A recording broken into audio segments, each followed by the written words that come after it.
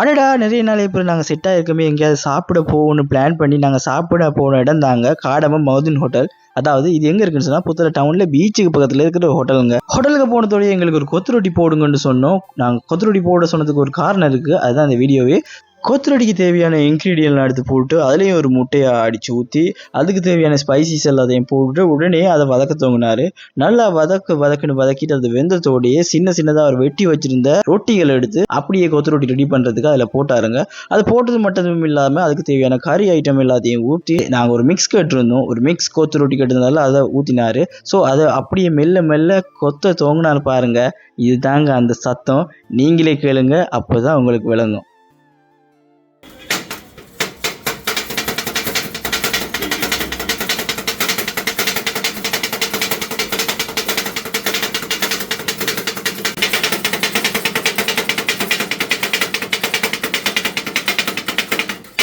அவர் கொத்தி முடிஞ்சிட்டுமே அந்த கொத்து ரொட்டி எங்கள் டேபிளுக்கு அழகாக வந்துச்சுங்க. நிச்சயமாக இவர் வெயிட்டர் இல்லை, இவர் எங்களோட வந்தவர். இவர் மட்டும் இல்லை, எங்களோட மொத்த கேங்கும் அந்த கொத்து ரொட்டியை பார்த்துட்டு இருந்தோம். அப்படியே கொத்து ரொட்டியை பார்த்ததோடையே நான் அந்த கொத்து ரொட்டியை வீடியோ எடுக்க தோங்கினா அப்படியே கிட்ட கொஞ்சம் எடுத்து அந்த கொத்து ரொட்டி பார்க்கறதுக்கு நல்லா இருந்ததால இன்னும் கொஞ்சம் ஜூம் பண்ணி எடுத்துட்டு இருந்தேன். எவ்வளோ நேரம்டா நீ வீடியோவை எடுத்துட்டு இருப்ப, எங்களை கொஞ்சம் சாப்பிட வேண்டாண்டு எங்களோட கேங் எல்லாம் மைண்ட் வாய்ஸ்லேயே எனக்கு திட்ட. அது மைண்ட் வாய்ஸ்ன்னு நினச்சிட்டு அவங்களும் ஓவராக கொஞ்சம் வெளியிலே திட்டாங்க.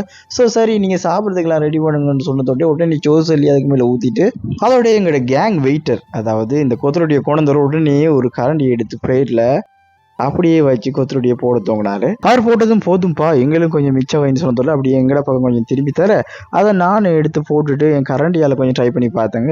எங்களுக்கு கரண்டியெல்லாம் சரி வர கையாலேயே சாப்பிட்டு பார்த்தேங்க. உண்மைக்கும் கொத்தரொட்டி செம்மையாக இருந்துச்சு.